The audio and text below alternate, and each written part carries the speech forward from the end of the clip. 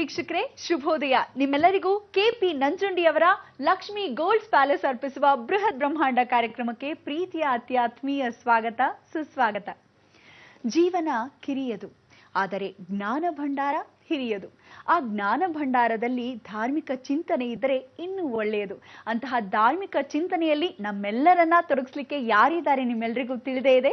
ಶ್ರೀಯುತರು ಶ್ರೀ ಸಂಪೂರ್ಣ ಸನಾತನ ಧರ್ಮ ಸಂರಕ್ಷಣಾ ಸಮಿತಿಯ ಸಂಸ್ಥಾಪಕರು ಹಾಗೂ ಶ್ರೀ ಸಂಪೂರ್ಣ ವರಮಹಾಲಕ್ಷ್ಮಿ ಮಹಾಸಂಸ್ಥಾನದ ವ್ಯವಸ್ಥಾಪಕ ನಿರ್ದೇಶಕರು, ನಮ್ಮೆಲ್ಲರ ಪ್ರೀತಿಯ ಗುರುಗಳು ಶ್ರೀ ನರೇಂದ್ರ ಬಾಬು ಶರ್ಮಾ ಗುರೂಜಿಯವರು. ನಮಸ್ತೆ ಗುರುಜಿ, ನಿಮಗೆ ಬೃಹತ್ ಬ್ರಹ್ಮಾಂಡ ಕಾರ್ಯಕ್ರಮಕ್ಕೆ ಪ್ರೀತಿಯ ಸ್ವಾಗತ ಗುರುಜಿ. ನಮಸ್ಕಾರ ಗುರುಜಿ. ಇವತ್ತು ಸೋಮವಾರ, ಯಾವ ವಿಶೇಷ ಮಾಹಿತಿಯನ್ನ ನೀಡ್ತಾ ಇದ್ದೀರಾ ನಮ್ಮೆಲ್ಲರಿಗೂ? ಎಲ್ಲ ವೀಕ್ಷಕ ಬಾಂಧವರಿಗೆ ಪರಿಪೂರ್ಣವಾದ ಸ್ವಾಗತ. ನಿಮ್ಮೆಲ್ಲರ ಬ್ರಹ್ಮಾಂಡ ಲೋಕ. ಈ ಲೋಕದಲ್ಲಿ ಜಗತ್ತೆಲ್ಲ ಒಂದು ಶೂನ್ಯ, ಆ ಶೂನ್ಯದಲ್ಲಿ ನಮ್ಮ ಜೀವನ. ಇಂಥ ಒಂದು ಜೀವನದಲ್ಲಿ ಇವತ್ತು ಸೋಮವಾರ ಬಹಳ ವಿಶೇಷವಾಗಿರ್ತಕ್ಕಂಥ ಒಂದು ಶೂನ್ಯದಲ್ಲಿ ಒಂದು ವಿಶೇಷ ಅನ್ನೋದೇನಾದರೂ ಇದೆಯಾ ಅಂದರೆ ಖಂಡಿತವಾಗ್ಲೂ ಇದೆ. ಅಂದರೆ ಆದಿ ಅಂತ್ಯ ಮಧ್ಯಭಾಗದಲ್ಲಿ ಇರ್ತಕ್ಕಂಥ ಶೂನ್ಯವೇ ಜಗತ್ತು. ಆ ಜಗತ್ತಿನ ವಿಶೇಷವೇ ಭಗ ಅಂತಕ್ಕಂಥದ್ದು. ಇಂಥ ಒಂದು ಭಗದಲ್ಲಿ ವಿಶೇಷವಾಗಿ ಚಲಾಯಿಸ್ತಕ್ಕಂಥವನೇ ಆ ವಂತ. ಅಂಥ ವಂತನ ಆಗಿರ್ತಕ್ಕಂಥ ಪರಮೇಶ್ವರನ ಕೃಪಾಕಟಾಕ್ಷವೇ ಜಗದೀಶ್ವರಿ ಕೃಪಾಕಟಾಕ್ಷ. ಶಿವ ಮತ್ತು ಸಂಗಮವಾಗಿರ್ತಕ್ಕಂಥ ಪಾರ್ವತಿಯ ಅನುಗ್ರಹ ಎಲ್ಲರಿಗೂ ಸಿಗಬೇಕಾದ್ರೆ ಲಿಂಗ ಐಕ್ಯವಾಗಬೇಕು. ಆ ಲಿಂಗ ಐಕ್ಯವಾಗಿರ್ತಕ್ಕಂಥದ್ದೇ ಸ್ತ್ರೀಲಿಂಗ ಮತ್ತು ಪುರುಷಲಿಂಗ. ಈ ಲಿಂಗಗಳ ಅನುಗ್ರಹ ಭೇದ ಭಾವವಿಲ್ಲದೆ ಜಗತ್ತಲ್ಲಿರ್ತಕ್ಕಂಥ ಎರಡು ವಿಧವಾದ ಜಾತಿಗಳು ವಿಶೇಷ ಅಂದರೆ ಒಂದು ಗಂಡು ಒಂದು ಹೆಣ್ಣು. ಇದರಲ್ಲಿ ಆದಿ ಮತ್ತು ಅಂತ್ಯ. ಆದಿಯಾಗಿರ್ತಕ್ಕಂಥದ್ದು ಶಂಕರಾಚಾರ್ಯರ ಸ್ವರೂಪದಲ್ಲಿ ಜಗನ್ಮಾತೆನೇ ಒಬ್ಬಳು, ಅವಳೇ ಆದಿ ಅಂತ ಹೇಳ್ತೀವಿ. ಅಂತ್ಯನಾಗಿರ್ತಕ್ಕಂಥ ಲಯಕರ್ತನು ಪರಮೇಶ್ವರ. ಮಧ್ಯದಲ್ಲಿ ಬರ್ತಕ್ಕಂಥ ಸೃಷ್ಟಿಕರ್ತನು ಬ್ರಹ್ಮ ಮತ್ತು ವಿಷ್ಣು ಮಾಯೆ. ಆ ಮಾಯೆಯಲ್ಲಿ ಅಡಗಿರ್ತಕ್ಕಂಥ ಎಲ್ಲವೂ ಲೋಕದಲ್ಲಿ ನಾವು ನಿಲ್ಲಿಸಿದ್ದೀವಿ. ಅಂಥ ಒಂದು ಲೋಕದಲ್ಲಿ ನೆಲೆಸಿರೋದೇ ಈ ಬ್ರಹ್ಮಾಂಡ ಲೋಕ. ಈ ಲೋಕದಲ್ಲಿ 14 ಲೋಕಗಳು ಅಂತ ಹೇಳ್ತಾರೆ. ಈ 14 ಲೋಕಗಳ ಸೃಷ್ಟಿ ನಿಯಮ ಎಷ್ಟು ಅಂದರೆ ಬಹಳಷ್ಟು ಸಂತೋಷವಾಗಿರ್ತಕ್ಕಂಥ ವಿಚಾರ. ಅದರಲ್ಲಿ 14 ಲೋಕದಲ್ಲಿ ಪಾತಾಳದಿಂದ ಹಿಡಿದು ಊರ್ಧ್ವವರೆಗೂ 14 ಲೋಕ.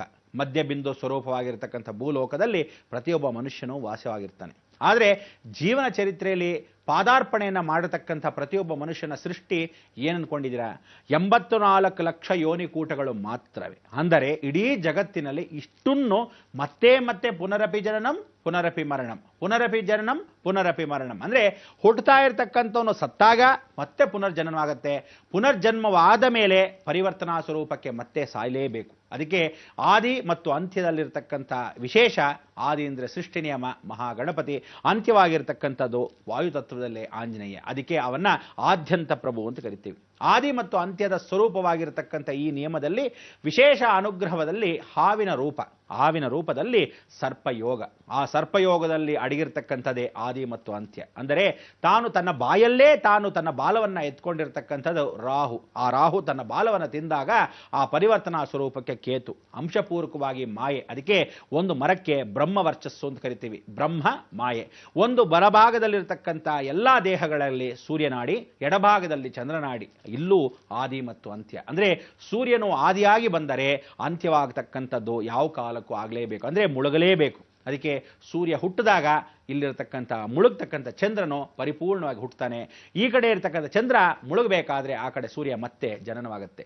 ಈ ಎರಡರ ಮಧ್ಯದಲ್ಲಿರ್ತಕ್ಕಂಥದ್ದೇ ಶೂನ್ಯ ಲೋಕ. ಅಂದರೆ ಎಲ್ಲಿ ಸುತ್ಕೊಂಡು ಹೋದ್ರು, ಕೊಂಕಣ ಸುತ್ಕೊಂಡು ಹೋದ್ರು, ಮೈಲಾರಕ್ಕೆ ಪರಿಪೂರ್ಣವಾಗಿ ಬಂದಾಗ ಎಲ್ಲೇ ಸುತ್ತಿದ್ರು the world is very small ಅಂತ.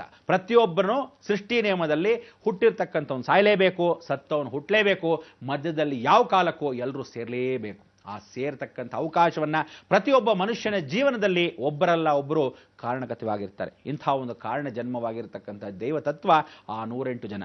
ಈ 108 ಜನ ಅಂದರೆ ಉಪನಿಷತ್. ಆ ಉಪನಿಷತ್ತಲ್ಲಿ ವಿಶೇಷವಾಗಿ ನಾವು ಜಪವನ್ನು ಮಾಡಬೇಕಾದ್ರೆ, ಸನಾತನ ಧರ್ಮದ ಮೌಲ್ಯಗಳನ್ನು ಎತ್ತಿಡಿಬೇಕಾದ್ರೆ ಎಲ್ಲವೂ 108. ಅದಕ್ಕೆ ಆ 18ನ ಭಾಗದಲ್ಲಿ ಮಧ್ಯವಾಗಿರ್ತಕ್ಕಂಥ 108 ಮಧ್ಯದಲ್ಲಿ ಶೂನ್ಯ. ಅಂದರೆ ಸೂರ್ಯನಾಗಿರ್ತಕ್ಕಂಥವನು 1, 8 ಆಗಿರ್ತಕ್ಕಂಥವನು ಪರಿಪೂರ್ಣವಾಗಿ ಶನಿ, ತಂದೆಯ ಮಗನ ಮಧ್ಯದಲ್ಲಿರ್ತಕ್ಕಂಥ ಶೂನ್ಯ ಲೋಕವೇ ಜಗತ್ತು. ಆ ಶೂನ್ಯವನ್ನು ತೆಗೆದಾಗ ಪರಿಪೂರ್ಣ ಅಂಕೆ. ಶೂನ್ಯವನ್ನು ಮೊದಲಾಗೂ ಸೇರಿಸಬೇಕು, ಕೊನೆಯಾಗೂ ಸೇರಿಸಬೇಕು. ಅದಕ್ಕೆ ಓಂ ಅನ್ನೋದೇ ಅಹಂ ಬ್ರಹ್ಮಾಸ್ಮಿ. ಅಹಂ ಅನ್ನೋದು ಪ್ರತಿಯೊಬ್ಬ ಮನುಷ್ಯನ ಶೂನ್ಯ ಲೋಕ. ನೀವು ಫಸ್ಟಿಂದ ಲಾಸ್ಟ್ವರೆಗೂ ಕೊನೆಯ ಭಾಗಕ್ಕೆ ಹೊರಟೋಗಿ, ಅಂದರೆ ಪ್ರಪಂಚದ ಕೊನೆಯ ಭಾಗಕ್ಕೆ ಸೇರಿಸರಿ. ಅಲ್ಲಿಂದ ನೋಡಿದಾಗ ಸಾಗರದಂತೆ ಇರತಕ್ಕಂಥ ಒಂದು ಮಿಲ್ಕಿ ವೇ ಗ್ಯಾಲಕ್ಸಿ. ಅಂದ್ರೇನು? ಜಗತ್ತಿನ ಅಷ್ಟೂ ದೊಡ್ಡ ಲೋಕ ಅಡಗಿರ್ತಕ್ಕಂಥದ್ದು. ಇನ್ನಷ್ಟು ದೂರ ಹೋಗ್ತಾ ಇದ್ದರೆ ಕೊನೆಗೆ ಸಿಕ್ಕೋದು ಕಪ್ಪು ಚುಕ್ಕೆ. ಆ ಕಪ್ಪೆ ಚುಕ್ಕೆ ಹೇಗಿರುತ್ತೋ ಅಂಥ ಒಂದು ಕಪ್ಪು ಚುಕ್ಕೆಯೇ ಮೂಲವಾಗಿರ್ತಕ್ಕಂಥ ಶೂನ್ಯ. That is called black hole, ಕಪ್ಪು ತ್ರಿಕೋಣ. ಅದಕ್ಕೆ ತ್ರಿಕೋಣವಾಗಿರ್ತಕ್ಕಂಥದ್ದು ಕಪ್ಪಲ್ಲೇ ಅಡಗಿದೆ. ಅದಕ್ಕೆ ಒಂದು ಗಿಡವನ್ನು ನೋಡಿ, ಯಾವುದೋ ಒಂದು ಪ್ರಾಣಿಯನ್ನು ನೋಡಿ, ಯಾವುದೋ ಒಂದು ಜೀವರಾಶಿಯನ್ನು ನೋಡಿ, ಅದರಲ್ಲಿ ಹುಡುಕೊಂಡು ಹೋಗ್ತಾ ಇದ್ರೆ ಬ್ಯಾಕ್ಟೀರಿಯಾ. ಅಲ್ಲಿಂದ ಹುಡುಕೊಂಡ್ರೆ ಬ್ಯಾಕ್ಟೀರಿಯಾ ಒಳಭಾಗದಲ್ಲಿ ಹಾಗೇ ಕೊನೆಗೆ ಹುಡುಕಿದ್ರೆ ಮತ್ತೆ ಶೂನ್ಯ. ಅಂದರೆ ಆದಿ ಅಂತ್ಯವೂ ಎಲ್ಲವೂ ಶೂನ್ಯದಲ್ಲಿ ಅಡಕವಾಗಿರ್ತಕ್ಕಂಥ ವಿಚಾರ. ಇಷ್ಟೆಲ್ಲ ಬಗ್ಗೆ ನಾನು ಆದಿ ಅಂತ್ಯದ ಬಗ್ಗೆ ಮಾತಾಡ್ತಕ್ಕಂಥ ವಿಚಾರದಲ್ಲಿ ಇವತ್ತು ಪಾರ್ವತಿ ಪರಮೇಶ್ವರ ಸಂಗಮವಾಗಿರ್ತಕ್ಕಂಥ ದಿನ. ಅರ್ಧನಾರೀಶ್ವರ ಸ್ವರೂಪ, ಇಂಥ ಒಂದು ಅರ್ಧನಾರೀಶ್ವರ ಸ್ವರೂಪವಾಗಿರ್ತಕ್ಕಂಥ ದೈವತತ್ವ ನಾವು ನೀವು ಹೇಗೆ ಒಂದು ಸಂಬಂಧ ಇಟ್ಕೊಂಡಿದ್ದೀವೋ ಅಂಥ ಒಂದು ದೈವತತ್ವ ಜೀವನದಲ್ಲಿ ಒಬ್ಬ ಮನುಷ್ಯನಿಗೆ ಯಾರಾದರೂ ಪರಿಹಾರ ಕೊಡ್ತಾರೆ, ಯಾವ ಕಾಲಕ್ಕಾದರೂ ಕೊಡ್ತಾರೆ. ಆ ಪರಿಹಾರದ ಮುಖಾಂತರವಾಗಿ ಇನ್ನೊಬ್ಬನಿಗೆ ಸಹಾಯ ಆಗತ್ತಾ, ಅಥವಾ ಸಹಾಯ ಅಪೇಕ್ಷೆ ಬಂದವನಿಗೆ ಪರಿಪೂರ್ಣವಾಗಿ ಗುರುಬಲ ಇದ್ದಾಗ ಆ ಅಪೇಕ್ಷೆ ಪೂರ್ವಕವಾಗಿ ಅವನ ಕರ್ಮವನ್ನು ಕಳ್ಕೊಂತಾನೆ. ಅದಕ್ಕೆ ಕರ್ಮಾಧಿಪತಿ ಪುಣ್ಯಾಧಿಪತಿ. ಕರ್ಮವನ್ನು ಕಳ್ಕೊಳ್ಳೋಕ್ಕೆ ದಕ್ಷಿಣ ಭಾರತ, ಪುಣ್ಯವನ್ನು ಸಂಪಾದನೆ ಮಾಡೋಕ್ಕೆ ವಿಶೇಷವಾಗಿ ಉತ್ತರ ಭಾರತ. ಅದಕ್ಕೆ ಭೂಮಿಯನ್ನ ಅರ್ಧ ಭಾಗದಲ್ಲಿ ವಿಂಗಡಿಸಿದ್ದಾರೆ. ಈ ಕಡೆ ಕತ್ತಲು, ಆ ಕಡೆ ಬೆಳಕು. ಇದನ್ನೇ ಏನು ಹೇಳ್ತಿರು? ದ್ವೈತ ಸಿದ್ಧಾಂತ. ಈ ಎರಡೂ ಸೇರಿದಾಗ two face of a single coin ಅಂತ ಆದಿ ಶಂಕರಾಚಾರ್ಯ ಏನಂದ್ರು? ಅದ್ವೈತ ಸಿದ್ಧಾಂತ. ಎಲ್ಲವೂ ಒಂದೇ ಏಕಸ್ವರೂಪ. ಅದಕ್ಕೆ ಏಕಾಕ್ಷರಂ ಬ್ರಹ್ಮ ಅನ್ನೋದೇ ಓಂ. ಎಲ್ಲ ಜಗತ್ತಿನ ಯಾವುದೇ ನೀವು ಅಡೆತಡೆಗಳು ತೊಗೊಂಡ್ರು ಪೂರ್ಣವಾಗಿ ಓಂಕಾರದಲ್ಲಿ ಅಡಗಿದೆ. ಅದಕ್ಕೋಸ್ಕರ ನೀವು ಮನುಷ್ಯರಾಗಿ ಹುಟ್ಟಿದ ಮೇಲೆ ಓಂ ಅನ್ನ ಸ್ಮರಣೆ ಮಾಡದಿದ್ದವನು ಇಡೀ ಜಗತ್ತಲ್ಲಿ ಅಂಥ ಒಂದು ಸಂಪ್ರದಾಯ ಸರ್ವಧರ್ಮ ಸಮನ್ವಯ.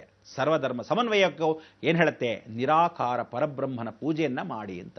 ಇವತ್ತಿನ ದಿವಸ ಪಾರ್ವತಿ ಪರಮೇಶ್ವರ ಇಬ್ಬರು ಸೇರಿದಾಗ ದೀಪಂ ಜ್ಯೋತಿ ಪರಬ್ರಹ್ಮ ಇದ್ದ ಹಾಗೆ ಆ ಜ್ಯೋತಿಯಲ್ಲಿ ಸೇರಿದಾಗ ಇಂಥ ಒಂದು ಜ್ಯೋತಿ ಸಂಗಮವಾಗುವ ಸಮಯದಲ್ಲಿ ಬತ್ತಿ ಮತ್ತು ಎಣ್ಣೆ ಹೇಗೆ ಹೀರ್ಕೊಳ್ಳತಕ್ಕಂಥ ವಿಚಾರವೋ ಅದೇ ರೀತಿಯಾಗಿ ಇರತಕ್ಕಂಥ ಜ್ಯೋತಿ ಬೆಳಗ್ತಾ ಇದ್ದಾಗ ಆ ಜ್ಯೋತಿಯ ಮುಖಾಂತರವಾಗಿ ಸಂದಿಗ್ಧ ಕಾಲ. ಇಂಥ ಒಂದು ಸಂದಿಗ್ಧ ಕಾಲಕ್ಕೆ ಪರಿಹಾರವೇ ಪರಿಪೂರ್ಣವಾಗಿರ್ತಕ್ಕಂಥದ್ದು ದೈವಬಲ. ಈ ದೈವಬಲಕ್ಕೆ ನೀವು ನಾವು ಎಂದಿಗೂ ಋಣಪಟ್ಟಿರಲೇಬೇಕು, ಎಂದಿಗೂ ದೈವ ಸಾಕ್ಷಿಯಾಗಿ ನಮಸ್ಕಾರ ಮಾಡಲೇಬೇಕು. ಅಂತ ಒಂದು ಕರ್ಮಭೂಮಿಯಲ್ಲಿ ಭಗವಂತ ತಾನು ತನ್ನ ಕರ್ಮವೇ ತಾನು ಎತ್ತಾಕೊಂತಾನ ಅನ್ನೋದು ಸತ್ಯ.